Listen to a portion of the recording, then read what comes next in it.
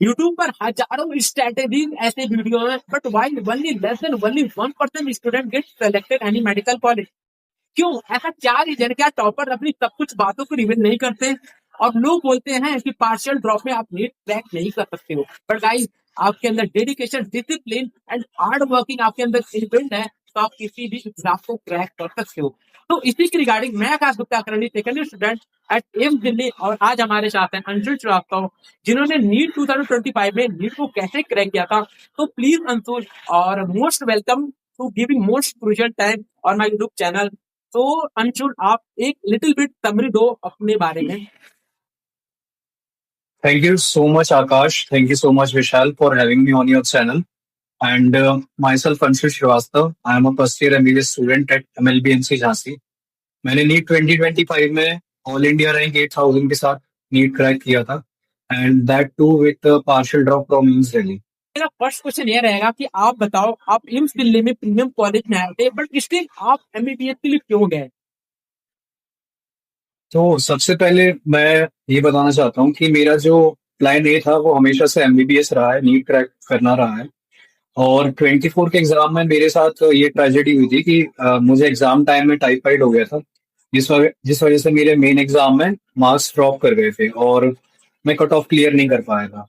But still मेरा कोई बहुत ज्यादा घर से प्रेशर नहीं था। मुझे ऐसा नहीं था कि मेरे ड्रॉप अटेम्प्ट ज्यादा हो गए हैं या मुझे इसी साल करना है, जो भी करना है। तो मैं नेक्स्ट ईयर की तैयारी करने लगा था। बट मैंने फॉर्म फिल किया था पैरामेडिकल का, तो मुझे ये था, घर वालों ने ये कहा था कि आप एग्जाम दे लो, जैसा भी एग्जाम जाता है वो बाद में हम देखेंगे। तो मैंने एग्जाम दिया, उसमें अच्छी रैंक भी आ गई। फिर मैंने कॉलेज ज्वाइन किया। मैंने सोचा एक बार कॉलेज ज्वाइन करके देखते हैं, हमें टाइम मिले या ना मिले वो हमारी चॉइस है, ये हम बाद में छोड़ भी सकते हैं। फिर एम्स दिल्ली में आने के बाद जब शुरू के कुछ टाइम में हम पोस्टिंग गए, क्लासेस गए, उसके बाद जो हमें टाइम मिलता है, तो मैंने ये चीज डिस्कवर की कि अगर मैं हार्ड वर्क करता हूँ और डिटर्मिनेशन के साथ साल भर मेहनत करता हूँ, तो मैं नीट क्रैक कर सकता हूँ। क्योंकि मुझे कभी भी जीरो से स्टार्ट नहीं करना था, मुझे चीजें फिर से ब्रश अप करनी थी, फिर से रिवाइज करनी थी, तो वो पॉसिबल था मेरे लिए। तो मैंने एम्स के साथ एक चांस लेने का ट्राई किया और लकीली मेरा हो भी गया। दैट्स वाई मैंने फिर अपना एमबीबीएस का कोर्स परस्यू किया। तो गाइस, हार्ड वर्किंग और डेडिकेशन आपकी इनसाइड इन बिल्ड है, तो आप इस एग्जाम को क्रैक कर सकते हो। तो अंशुल, आप, मेरा नेक्स्ट क्वेश्चन ये रहेगा, if partial drop from AIIMS Delhi is worth it और रिस्क, आप बताओ इस पे। एक्चुअली ये बहुत ही सब्जेक्टिव क्वेश्चन है। इसका जवाब अगर आप मुझसे पूछोगे तो मैं डेफिनेटली कहूंगा कि वर्थ इट है, क्योंकि मेरा सिलेक्शन हो गया। बट आप अम, इस चीज को सिर्फ मेरे नजरिए से मत देखिए। बहुत सारे स्टूडेंट्स ऐसे भी हैं जो कि पार्शियल ड्रॉप लेते हैं, बट उनका एमबीबीएस में नहीं होता है, नीट में नहीं होता है। तो हम इस चीज को ऐसे देख सकते हैं कि अगर आप हार्ड वर्क करोगे, अगर आप डेडिकेटेड हो, अगर आप डिस्ट्रैक्शन से दूर रह सकते हो, अगर आप पैशनेट हो अपने गोल को लेके लाइफ में, सो डेफिनेटली वर्थ इट है। आप एम्स दिल्ली, आप एग्रीकल्चर, सीयूईटी, आप कहीं से भी पार्शियल ड्रॉप ले सकते हो। अगर आपने बहुत अच्छे से अपनी प्रिपरेशन की है तो डेफिनेटली वर्थ इट है, आप आगे इस चीज को कंटिन्यू कर सकते हो। तो गाइस, ऑल अबाउट कि आपके अंदर डेडिकेशन और आपके अंदर कितनी इनबिल्ट पोटेंशियल है। तो आपके अंदर लग रहा है कि आपके अंदर है कि आप कर सकते हो, अगर आपका प्रिपरेशन अच्छा है। बाई चांस होता है ना कि मैंने लास्ट जर्नी में, लास्ट प्रिपरेशन में मैंने बेटर नहीं दे पाया, तो आप पार्शियल ड्रॉप में भी बेटर कर सकते हो। तो मेरा नेक्स्ट क्वेश्चन ये रहेगा, आप कैसे मैनेज करते थे कि हमारा ओटी पोस्टिंग भी था, ओटी क्लासेस भी था, तो और आप नीट प्रिपरेशन भी कर रहे हो, इन तीनों को कैसे मैनेज करते थे उस टाइम पे? सो मैं मेरे लिए बहुत ज्यादा हेक्टिक था, क्योंकि मुझे दो चीजें एक साथ करनी थी। सुबह हम ओटी क्लासेस जाते थे, हमारी ओटी पोस्टिंग लगती है 8 से 10, और उसके बाद हमारी क्लासेस होती है 10 to 3, 10 to 4। सो वो सब मैं अटेंड करता था, आप सबके साथ अटेंड करता था। और उसके बाद जितना ही मुझे फ्री टाइम मिलता था, तो मैं ट्राई करता था कि ज्यादा से ज्यादा मैं अपनी सेल्फ स्टडी को दूं, अपनी नीट ओरिएंटेड स्टडीज को दूं। और मैं 5 या 6 बजे के समथिंग लाइब्रेरी में, जो हमारी एम्स में श्री देवी दीक्षित लाइब्रेरी है, मैं वहां पे पढ़ता था। और अराउंड रात में 1 या 2 बजे तक मैं वहां पर अपनी self study, mock test, lecture, वो सारी चीजें मैं वहीं पर करता था। तो यहाँ पे मैं ये कहूंगा कि यहाँ पे जो मेरा डिसिप्लिन मोड है, ये मुझे बहुत काम आया। जो मेरी कंसिस्टेंसी है वो मुझे बहुत काम आई। और इस जर्नी ने मुझे बहुत मेंटली स्ट्रांग बनाया, क्योंकि दो दो चीजें एक साथ करना, काफी डिस्ट्रैक्शंस को अवॉइड करना, ये मेरे लिए बहुत पॉजिटिव चीज बाद में मुझे मेरे अंदर एक हैबिट डेवलप हुई है। और हमेशा हर बार ऐसा होता था कि पोस्टिंग के बाद, क्लासेस के बाद हम बहुत ज्यादा टायर्ड हो जाते थे, क्योंकि पोस्टिंग में हमें ओटी पोस्टिंग में हमें दो दो घंटे, तीन तीन घंटे सिर्फ खड़े होकर ऑब्जर्व करना है, हमें इंट्यूएशन करना है, हमें प्रोसीजर्स में हेल्प करना, असिस्ट करना है।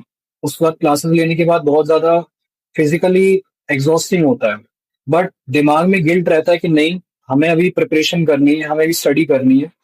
तो वहां पे आपकी डिसिप्लिन काम आता है, आपकी कंसिस्टेंसी काम आता है। सो ये प्रिपरेशन फेज दिखता बाहर से बहुत ग्लैमरस है कि ये तैयारी कर रहा है और ये वैसे कर रहा है, वैसे कर रहा है, बट एक्चुअली में बहुत रोबोटिक है। आपको सिस्टमेटिक स्टडी करनी है। अगर आप ये चीज, सारी चीजें मैनेज कर पा रहे हो, तो फिर आप डेफिनेटली वर्थ इट है। पार्शियल ड्रॉप लो, कंप्लीट ड्रॉप लो, आप कुछ भी करो, बट अगर आप ये सारी चीजें अवॉइड कर सकते हो, मेहनत कर सकते हो, डेफिनेटली मैनेजेबल है। तो गाइस देखो, पॉसिबल तो सब कुछ है, अब आप पे डिपेंड कर रहा है कि आप कैसे किसी पॉइंट को कैसे ले रहे हो और कैसे मैनेज कर रहे हो। मैं इसमें कुछ पॉइंट और ऐड ऑन करना चाह रहा हूँ। जैसे हम लोग की पोस्टिंग थी, तो हाँ, नो डाउट उस हम लोग की स्टार्टिंग तो काफी हैक्टिक थी। स्टार्ट में हम लोग पोस्टिंग में जाते थे, 3 से 4 घंटे हम लोग फिजिकली खड़े होकर देखते थे, और उसके बाद क्लासेस भी रन कर रहे थे, काफी हैक्टिक था। तो मुझे एक चीज बहुत अच्छा आपके अंशुल लगा कि आप उस समय भी, इतनी हेक्टिक कंडीशन में भी, आपने नीट प्रिपरेशन को काफी बेटर तरीके से परफॉर्म किया और फाइनली क्रैक भी कर गए। तो मुझे बहुत अच्छा लगा अंशुल। और रियली गाइस, हर एक कंडीशन आपकी लाइफ में कुछ ना कुछ बेटर सिखाता है, ये सिखाता है। जैसे ने आपने बताया, उस कंडीशन में आप दोनों को मैनेज कर रहे थे, और फाइनली आपके अंदर, आप ही बोल रहे हो कि आपके अंदर एक इनबिल्ड इनबिल्ट हो गया कि हम किसी भी कंडीशन को कोप अप कर सकते हो। ये मुझे बहुत अच्छा लगा। आप, डेफिनेटली। हाँ, ये मुझे बहुत अच्छा लगा कि आप उस कंडीशन में आप अपने आप को बेटर दिखा पाए। तो मेरा नेक्स्ट क्वेश्चन ये रहेगा कि आपकी डेली रूटीन क्या थी, इसके बारे में डिटेल डिस्कशन करते हैं। Daily routine. So daily routine में जैसे मैंने बताया कि हम पहले ओटी पोस्टिंग हमारी शुरू में रहती है। ओटी पोस्टिंग करने के बाद अगर आप फर्स्ट ईयर स्टूडेंट हो, तो आपको पोस्टिंग के अलावा एनेस्थीसिया क्लास भी करनी पड़ती है। और एनेस्थीसिया क्लासेस के साथ साथ हमें जो मेडिसिन की बेसिक्स हैं, एनाटमी, फिजियोलॉजी, बायोकेमिस्ट्री, हमें इन सब की क्लासेस भी अटेंड करनी होती है। हमारे हम डायसेक्शन हॉल में जाते हैं, हम फिजियोलॉजी प्रैक्टिकल्स भी करते हैं, हम थ्योरी क्लासेस भी अटेंड करते हैं। और हमारे बीच बीच में इंटरनल एग्जाम्स भी होते हैं, असेसमेंट भी होते हैं, प्रैक्टिकल्स भी होते हैं। एनेस्थीसिया के प्रैक्टिकल्स भी होते हैं, जहाँ पर हमें जितनी भी एनेस्थीसिया से रिलेटेड टर्मिनोलॉजी है, जितने भी एग्जैक्टली। इंस्ट्रूमेंट्स हैं। हाँ, एग्जैक्टली, हम लोग को सबको प्रैक्टिकल होता था, उसमें सब कुछ बताना होता था। तो ये चीजें हम लोग करते थे। अब मुझे आप बताओ ना कि जैसे आपका डेली नीट का रूटीन एक्टिविटी क्या था, कि आप, हाँ, होता था हम लोग के क्लासेस 5 बजे तक क्लासेस रहते थे, फिर उसके बाद आप नीट को कैसे टैकल करते थे कि नहीं, नीट में मुझे क्या शेड्यूल बनाना बताते थे, वो भी बताओ। तो एक्चुअली इसके लिए मैं सबको एडवाइस देना चाहूंगा कि ये वो टाइम होता है जब मोटिवेशन बिल्कुल आपके काम नहीं आता है। जो काम आएगा वो एक डिसिप्लिन है और एक टारगेटेड स्टडी है। टारगेटेड स्टडी का मतलब होता है कि आप कुछ भी रैंडमली उठा के नहीं पढ़ रहे हो। आपके सामने एक गोल है कि इस संडे को मेरे बायोलॉजी में यूनिट 1 आ रही है, फिजिकल फिजिक्स में थर्मल फिजिक्स आ रही है, केमिस्ट्री में मेरी मोल कॉन्सेप्ट आ रहे हैं, एटॉमिक स्ट्रक्चर आ रहा है। तो मेरा गोल ये रहता था कि मुझे इस वीक में सिर्फ ये 6 चैप्टर्स करने हैं, कुछ भी करके। मैं उन 6 चैप्टर्स के अलावा कुछ भी सोच नहीं रहा हूँ, दुनिया में क्या हो रहा है क्या नहीं हो रहा है, मुझे किसी चीज से मतलब नहीं है। जो मेरा टारगेट है वो मुझे कंप्लीट करना है। तो टारगेट स्टडी से ये होता है कि जो छोटे छोटे आप माइक्रो टारगेट सेट करते हो, जब ये कंप्लीट होता है तो आपको एक कॉन्फिडेंस आता है और आपको मन करता है कि आप नेक्स्ट टारगेट पर जाओ। सो मेरा यही रूटीन रहता था कि मैं लाइब्रेरी में जाने के बाद, मैंने जीरो से प्रिपरेशन कभी भी स्टार्ट नहीं की। मैं हर जरूरी नहीं समझता था कि मुझे लिविंग वर्ल्ड के लेक्चर्स देखने हैं, मुझे नोट्स बनाने हैं। जो जो मेरे वीक एरियाज थे, मैं उनके ही लेक्चर्स देखता था, और जो मेरे स्ट्रॉन्ग एरियाज हैं या जो मॉडरेट एरियाज हैं, मैं उनके नंबर ऑफ क्वेश्चंस बहुत ज्यादा अटेम्प्ट करता था, मॉक टेस्ट देता था। और ये सारी चीजें मैं लाइब्रेरी में बैठ के ही करता था। और मैं ऑनलाइन टेस्ट सीरीज, मैंने बहुत सारे मॉक टेस्ट ज्वाइन कर रखे थे। मैंने संडे को ऑफलाइन टेस्ट देने जाता था। तो हमेशा से मेरा वीकली ये टारगेट रहता था कि मैं, जो एक वीक के बाद मेरा एग्जाम होने वाला है, मैं अपने सारे सब्जेक्ट्स कंप्लीट कर लूं। मैं जब तक मैंने आज का जो शेड्यूल डिसाइड किया है, जो टारगेट्स मैंने आज लिए हैं, अगर वो मेरे पूरे नहीं हो रहे हैं तो मैं हॉस्टल वापस नहीं जा रहा हूँ। मैं लाइब्रेरी में रुकूंगा, भले 1 बजे, 2 बजे, 3 बजे, 4 बजे, मैं रुकूंगा, वो चीजें कंप्लीट करूंगा, और जब वो कंप्लीट होंगी इसके बाद नहीं सोऊंगा। तो गाइस इनकी बातों से एक डेडिकेशन झलक रहा है ना कि इनका था कि नहीं, मुझे टारगेटेड इंडिया को फोकस करना ही करना है। अगर मैं इतना टारगेट बनाया हूँ, अगर मुझे मून तंत्र, थर्मोडायनेमिक या हमें बायो का एक यूनिट कंप्लीट करना है, तो एनी हाउ मुझे कंप्लीट करना ही करना है। मैं उसके बाद हमें कुछ भी नहीं सोचना है दुनिया में क्या हो रहा है क्या नहीं हो रहा है, मुझे कोई फर्क नहीं पड़ रहा है। तो ये मुझे बहुत अच्छा लगा, और ये भी काफी आपको भी आप इनकी बातों से सीखना चाहिए कि गाइस अगर आप बेटर के लिए प्रिपरेशन के लिए जा रहे हो तो आपको टारगेटेड होना ही पड़ेगा। अब क्वेश्चन ये रहेगा, इंपॉर्टेंस ऑफ पीवाईक्यू, इस पीवाईक्यू को कैसे हेल्प हुआ किया आपके नीट की प्रिपरेशन में? डेफिनेटली। सो मैं ये कहना चाहता हूँ कि जो प्रीवियस ईयर क्वेश्चंस हैं या जो प्रीवियस ईयर टॉपिक्स हैं, वो किसी भी कॉम्पिटिटिव एग्जाम की फाउंडेशन होते हैं। अगर आप उनको अवॉइड कर रहे हो और अगर आप रैंडम स्टडी कर रहे हो, तो आई कैन गारंटी कि आपका कॉम्पिटिशन क्रैक नहीं होगा। क्योंकि हमें ये करना, क्योंकि हमारे पास लिमिटेड टाइम होता है, हमें 2 साल का कोर्स 1 साल में खत्म करना होता है। तो जिन क्वेश्चंस के आने की प्रोबेबिलिटी ज्यादा है, आप फोकस कीजिए कि उन पे ज्यादा टारगेट करो, अपना टाइम ज्यादा इन्वेस्ट करो, क्योंकि उनके आने के चांसेस ज्यादा हैं। और ये बेसिकली एक कॉम्पिटिटिव एग्जाम है जो आपको क्रैक करके आगे जाना है। क्योंकि लाइफ आपकी सिर्फ 2 साल के सिलेबस पर नहीं डिपेंड है, आपको एमबीबीएस भी ज्वाइन करना है, उसके बाद आपको पीजी भी ज्वाइन करना है। और पीवाईक्यू की इंपॉर्टेंस सिर्फ नीट तक नहीं है। आप कोई भी एग्जाम ले लो, आईआईटी एग्जाम ले लो, यूपीएससी ले लो, इवन हमारे जो इंटरनल एग्जाम्स होते हैं, तो आपको जैसे पता हो कि एमबीबीएस का सिलेबस बहुत वास्ट होता है, हम 5 साल में वो चीज कवर नहीं कर सकते हैं। सो हमारे इंटरनल एग्जाम्स में भी पीवाईक्यू का रिपीटेशन बहुत होता है, पीवाईटीज प्रीवियस ईयर टॉपिक्स का रिपीटेशन बहुत ज्यादा होता है। तो हमारी पहली प्रायोरिटी ये होनी चाहिए कि जो हमारे रिपीटेड टॉपिक्स हैं, हम उन पे फोकस ज्यादा करें, हम उनमें कोई भी अपना वीक एरियाज ना छोड़ें, हम उनके वैरायटी ऑफ क्वेश्चंस ट्राई करें, ताकि नेक्स्ट ईयर अगर एग्जामिनर उस टॉपिक पर बेस्ड कोई दूसरे तरीके से क्वेश्चन पूछता है तो भी हम रेडी रहें उस क्वेश्चन को टारगेट करने के लिए। सो पीवाईक्यूज का बहुत ज्यादा इंपॉर्टेंस है। और मैं स्टूडेंट्स से यही कहना चाहता हूँ, एस्पिरेंट्स से, कि आप पीवाईटीज और पीवाईक्यूज जो रिसेंट 5 to 10 ईयर्स के हैं उनको ही ट्राई कीजिए। बहुत ज्यादा प्रीवियस ईयर लगाने का कोई फायदा भी नहीं है, क्योंकि ट्रेंड जैसे जैसे चेंज होता है, हमें उसके अकॉर्डिंग एडेप्टेशन भी कर लेनी चाहिए। आएगा और गाइस एग्जैक्टली हमारा भी इंटरनल एग्जाम होता था ना, हम लोग टोटली पीवाईक्यू पे ही डिपेंड होते हैं और पीवाईक्यू को ही बार बार करके जाते हैं। और ये गाइस मैक्सिमम 70 to 80% क्वेश्चन हमारे पीवाईक्यू से ही आता था। याद है अंशुल, आपको भी पता होगा कि जब हमारा फर्स्ट ईयर में जी। इंटरनल होता था तो हम लोग क्या करते थे लास्ट जो 5 डेज रहते थे हम लोग पीवाईक्यू शीट रखते थे। तो गाइस आपके भी एग्जाम में पीवाईक्यू का इंपॉर्टेंस है। अगर एमबीबीएस हमारे पैरामेडिकल नर्सिंग में पीवाईक्यू का इम्पोर्टेंस है, तो आपको भाई एग्जाम का प्रिपरेशन कर रहे हो वहां पर पीवाईक्यू का इम्पोर्टेंस है। सो गाइस अब मेरा नेक्स्ट क्वेश्चन ये रहेगा कि लोग बोलते हैं एनसीईआरटी यही सब कुछ है, बट आप बताओ कि स्पेसिफिक स्ट्रेटेजी थी एनसीईआरटी को कोप अप करने के लिए, डील करने के लिए, कि आप बताओ अपने अकॉर्डिंग एनसीईआरटी कैसे करते थे? तो एनसीईआरटी का इम्पोर्टेंस मैं ये कहना चाहता हूँ कि बायोलॉजी में तो आपको पता ही होगा, बट केमिस्ट्री और फिजिक्स में भी एस्पिरेंट्स को एनसीईआरटी को बहुत ज्यादा इंपॉर्टेंस देना चाहिए। हम फिजिक्स में इतने रैंडम क्वेश्चंस करते रहते हैं, like most of the students, कभी किसी टीचर के गोल्ड स्टार क्वेश्चन कर लिए, किसी के सिल्वर स्टार कर लिए। सो उनसे बहुत ज्यादा बेटर है कि आप एनसीईआरटी के इंटेक्स क्वेश्चंस लगाइए, क्योंकि वहां से प्रोबेबिलिटी ज्यादा होती है। भले ही वो डायरेक्ट एनटीए या फिर एग्जामिनर उस क्वेश्चन को ना पूछे, बट उसकी वैरायटी वो यूज कर सकता है, वो कॉन्सेप्ट वहां से उठा सकता है। इवन एनसीईआरटी में काफी अच्छे अच्छे कॉन्सेप्ट दिए हुए हैं, काफी अच्छे अच्छे क्वेश्चंस हैं, एक्सरसाइज के क्वेश्चंस हैं, इंटरनल क्वेश्चंस हैं।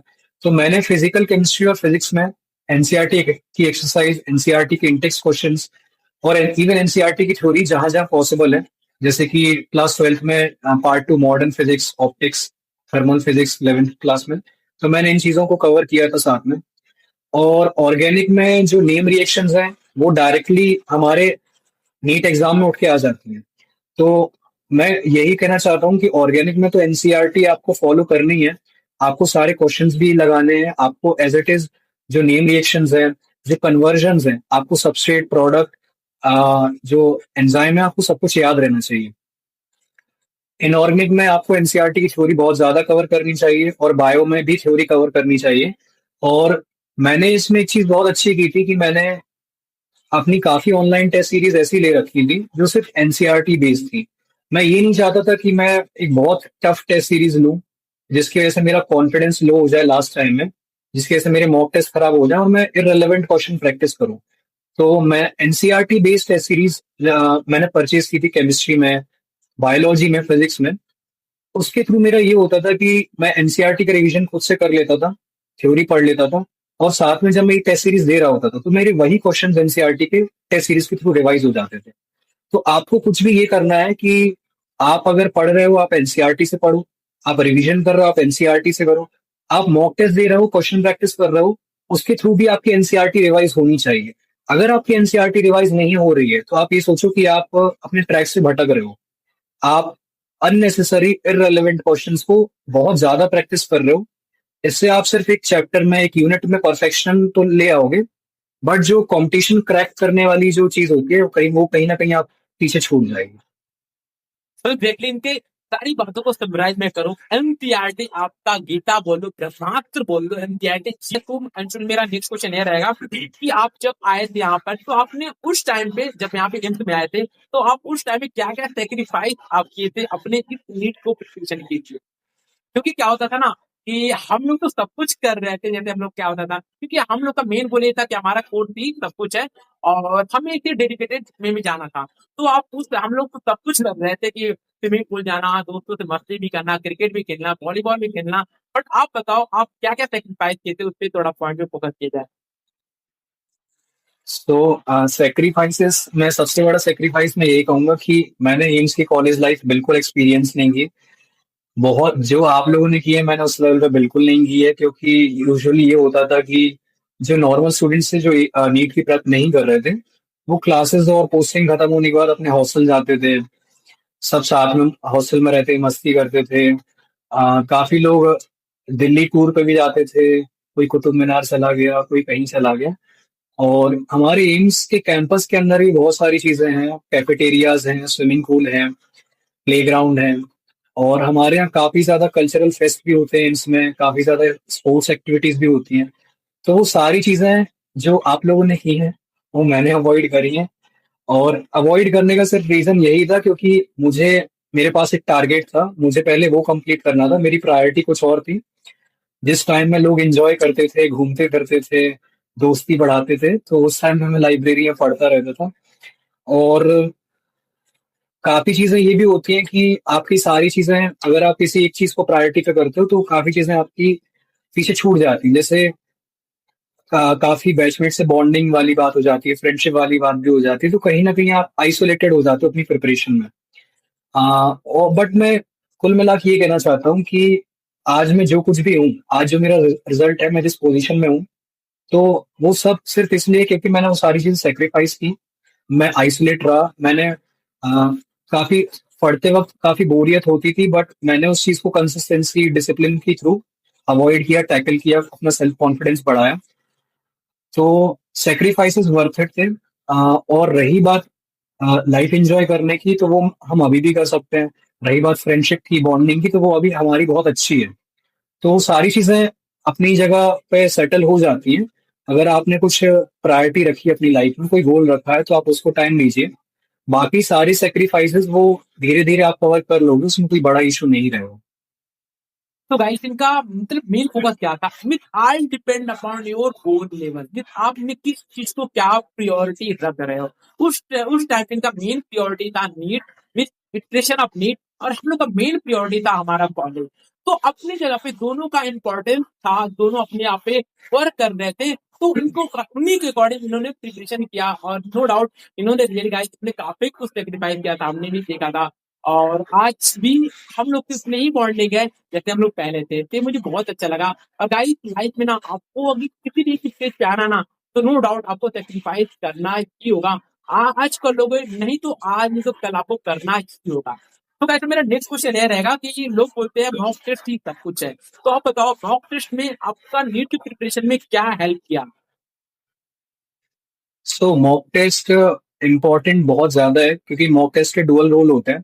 मॉक टेस्ट आपका कॉन्फिडेंस बनाता भी है और मॉक टेस्ट आपका कॉन्फिडेंस बिगाड़ता भी है। एग्जैक्टली, क्योंकि आ, मॉक टेस्ट में अगर नंबर किसी का स्टक हो जाए तो वहां पे क्या करें, इस क्वेश्चन को भी आप इंक्लूड करना इम्पोर्टेंट था। Mock test as well as अगर किसी स्टूडेंट का मॉक टेस्ट में नंबर स्टक हो जाए तो उस समय कैसे मैनेज करें।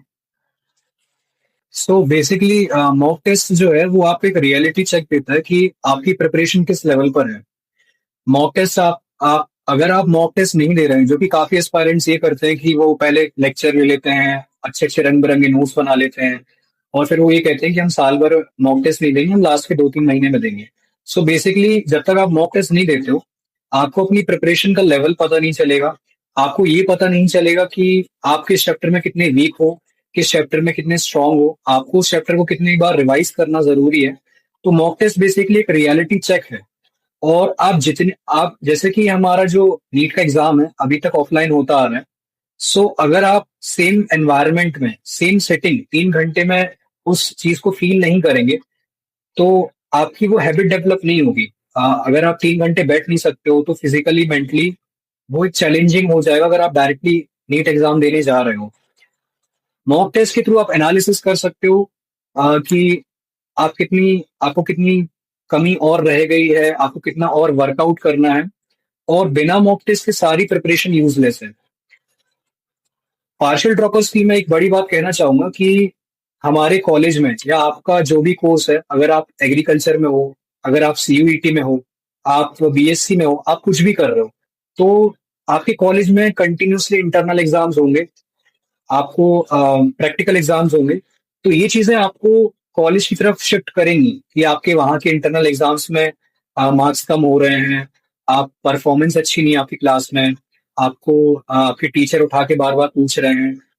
तो इन चीजों से बचाने के लिए, आपका ध्यान अवॉइड करने के लिए आपको मॉक टेस्ट देना बहुत जरूरी है। क्योंकि अगर आप ये नहीं एनालाइज करोगे कि आपकी जो मेन प्रिपरेशन है वहां आपकी प्रोग्रेस कैसी है, वहां आपकी परफॉर्मेंस कैसी है, तो आप कहीं ना कहीं डिस्ट्रैक्ट हो जाओगे और आप बहुत लूजली प्रिपरेशन को लेने लगोगे।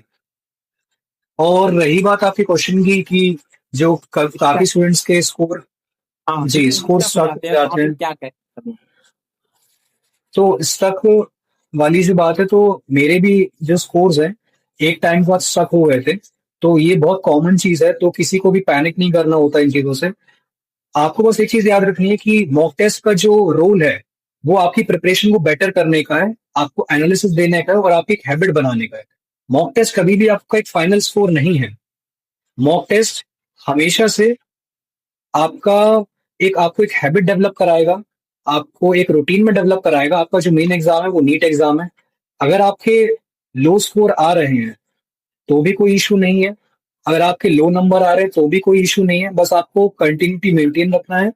आपने बताया इंपॉर्टेंट था मॉक टेस्ट में, और बीच में मैं कुछ पॉइंट और ऐड ऑफ करना चाहता हूँ कि गाइस क्या है ना, जो आपका मॉक टेस्ट है ना सिर्फ आपको मिरर की तरह एक्ट करता है। सिर्फ आपको यही बताता है कि किस एरिया में आपका वीक है और कौन सा एरिया में आप स्ट्रांग हो। और रियली गाइस ये आपको एनालिसिस करके क्लियर कट में बताता है कि नहीं नहीं, ये एरिया मेरा वीक है, इस पे हमें वर्क करना चाहिए। जैसे आपने बताया कि नहीं, मेरा जिस एरिया पे वीक था मैं उस पे वर्क कर रहे थे, तो यह एक आपके लिए बेनिफिट है। तो आप मॉक टेस्ट को इग्नोर मत करना, और मॉक टेस्ट एक नॉर्मल की तरह लो, क्योंकि इसका फाइनल एग्जाम में और आप जो अभी रिटर्न जो एग्जाम दे रहे हो उसका कोई कनेक्शन नहीं है। तो भाई मॉक टेस्ट का इंपॉर्टेंट आपने बहुत बेटर से एक्सप्लेन किया। अब मेरा नेक्स्ट क्वेश्चन ये रहेगा कि लाइफ में ना अप एंड डाउन पार्ट होता है, तो आप बताओ इस up and down and burning life को कैसे मैनेज करते थे। आई नो कि आपने सब कुछ एक्सप्लेन तो कर दिया है, बट होता है ना कि आप अंदर मोटिवेशन कहाँ पे आता था, बेसिकली मुझे यहाँ ये जानना है। सो मैं इसमें सेम चीज वैसे बोलना चाहूंगा कि लाइफ में अप एंड डाउन तो होते हैं। आप कोई भी एग्जाम दो, आप जैसे हम एमबीबीएस में भी हैं, तो हमारे भी काफी बार जो मार्क्स हैं वो फ्लक्चुएट करते हैं। और मेरे प्रिपरेशन के टाइम में भी मुझे काफी बार ऐसे फील होता था कि काफी दिन मेरे लो एनर्जी वाले जाते थे, क्योंकि मेरे मेरे भी मॉक टेस्ट में मार्क्स ड्रॉप करते थे। और ऐसे टाइम में जब आप पार्शियल ड्रॉप कर रहे हो, जब ऑलरेडी एक बैटल फाइट कर रहे हो और उस बैटल में भी अगर आपके नंबर कम आते हैं, तो फिर आपको बहुत ज्यादा सेल्फ डाउट होने लगता है कि मैं यहाँ तो मेरे नंबर आ नहीं रहे हैं और मैं यहाँ पर सही से ध्यान दे भी नहीं रहा हूँ। तो वो चीजें काफी ज्यादा आपको हार्म कर सकती हैं। और ये काफी इमोशनली ड्रेनिंग भी होता है, क्योंकि आप खुद को आइसोलेट करके बैठे होते हो, और ऐसे में अगर आपका एक नेगेटिव फेज आता है तो आपको बहुत स्ट्रांगली वहां से वापस आना पड़ता है, आपको और भी ज्यादा मेहनत करनी है वहां पर। और कई बार ऐसे भी आपको फील होगा कि बाहर से आपको लोग स्ट्रांग दिख रहे हैं, बट अंदर से इंटरनली वो बहुत स्ट्रगल कर रहे होते हैं। तो बर्नआउट, नेगेटिव फेज होना, ड्रॉप होना, ये सारी चीजें बहुत कॉमन है प्रिपरेशन फेज में। एक चीज है, अगर आप मोटिवेशन को अपना सोर्स बनाओगे प्रिपरेशन का, तो ये बहुत आप लंबी जर्नी नहीं ऐसे ट्रैवल कर पाओगे। आपको अपनी कंसिस्टेंसी, अपने डिसिप्लिन पे फोकस करना है। डिसिप्लिन ही वो चीज है जो आपको इन सबसे बाहर ले जाएगी। अगर आपके मार्क्स खराब आ रहे हैं, आपकी रैंक गिर रही है, बट स्टिल अगर आप मैनेज कर पा रहे हो अगली सुबह 6 बजे उठ के दोबारा से लाइब्रेरी में जाके एक नया शेड्यूल फॉलो करने के लिए, तो ये चीज आपको कंटिन्यू ले जाएगी। बस आपको रुकना नहीं है। रुकना आपको नीट के लास्ट डे तक नहीं है, आपको प्रिपरेशन कंटिन्यू करनी है, और आपको इन चीजों को पार्ट ऑफ द जर्नी की तरह ट्रीट करना है। अप एंड डाउन कंटिन्यू आएगा, बट अगर आप उस चीज को लेके स्टक हो जाओगे, अगर उस चीज को आप मन में बैठा लोगे, तो वो आपकी प्रिपरेशन को काफी ज्यादा अफेक्ट कर सकता है। आपको डिसिप्लिन रहना है, आपको हार्ड वर्क करना है, और कंसिस्टेंसी से आपको साल भर प्रैक्टिस करनी है। तो गाइस इनकी बातों में कुछ जगह कॉमन लगा, डेडिकेशन, डिसिप्लिन एंड कंसिस्टेंसी। क्या तीनों रोल आपको होमवर्क की जो आपको बोलते हैं ना अप डाउन पार्ट है ना, वहाँ आपको बहुत इंपॉर्टेंट रोल प्ले करेगा उस कंडीशन को रिमूव करने के लिए। अब मेरा नेक्स्ट क्वेश्चन यह रहेगा कि जैसे आपको याद होगा कि आप हमारे कॉलेज में आपसे उस समय और एमबीबीएस वाले भी स्टूडेंट रहते थे, तो आपको कभी ऐसा लगा कि कि नहीं नहीं एमबीबीएस है, हम BSc as a BSc already कर रहे हैं, तो आपको कभी इनफीरियर कभी फील हुआ क्या? मैं इंफीरियर और सुपीरियर वाली जो कंपैरिजन वाली चीज है, वो हमारे बीच में कभी आती नहीं है, क्योंकि हम दोनों ही लोग एक अलग पार्ट प्ले कर रहे हैं मेडिसिन में। हम दोनों जो यूजी स्टूडेंट्स हैं, हम दोनों का कोर्स भी अलग है, हमारी ड्यूटीज अलग है, हमारे पार्ट अलग हैं। और रही बात इंफीरियर सुपीरियर की, तो हमारी जो वर्क प्लेसेस भी हैं वो कई बार कॉमन भी होती हैं। हमारी जो ओटी पोस्टिंग्स भी लगती हैं, तो कई बार वहां पर एमबीबीएस स्टूडेंट्स भी आते हैं पोस्टिंग अटेंड करने के लिए। हमें इंटर्न के साथ ओटी शेयर करने का मौका मिलता है। हमें जेआर, एसआर, जो हमारे टेक्नीशियन है, हमारे जो कंसल्टेंट है, हमें उन सबके साथ एक रूम शेयर करने का मौका मिलता है। और हमारी काफी क्लासेस भी कॉमन लगती है, हमारे कैंपस भी काफी कॉमन है, हमारी मेस, हमारा प्लेग्राउंड, हमारा स्विमिंग पूल, तो हम वो सारी चीजें शेयर करते हैं। तो कभी भी किसी को देख के इंफीरियरिटी कॉम्प्लेक्स नहीं आया। हमें मोटिवेशन जो मुझे पर्टिकुलरली मिला है, वो मुझे अपने सीनियर से ही मिला है, जो हमारे ओटी कोर्स में है, जो काफी अच्छा कर रहे हैं लाइफ में। हमारे टेक्नीशियंस हैं, काफी एमबीबीएस स्टूडेंट्स हैं जो हार्ड वर्क करते हैं, जो लाइब्रेरी में मैंने काफी बार उनसे एनकाउंटर किया, जो हमारे जेआर हैं, एसआर हैं। तो ये सारा जो एक कॉम्पिटिटिव एनवायरनमेंट है, एक हेल्दी एनवायरनमेंट है, तो ये आपको आगे पुश करता है, आपको आगे बढ़ने का एक मौका देता है। और ये नेगेटिविटी, इंफीरियरिटी कभी फील भी नहीं होती आपको, क्योंकि एक टुगेदरनेस है, एक हार्मनी, एक सिंक्रोनाइजेशन है।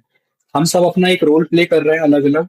हम सब एक कॉमन चीज की तरफ काम कर रहे हैं कि कैसे मेडिसिन को हमें बेटर करना है, कैसे पेशेंट्स को बेटर डील करना है। और ये सारा जो एक क्यूमुलेटिव इफेक्ट आता है, हम सब जो मिलके अपना हार्ड वर्क प्ले कर रहे हैं, अपना रोल प्ले कर रहे हैं, उससे, उसकी वजह से शायद एम्स दिल्ली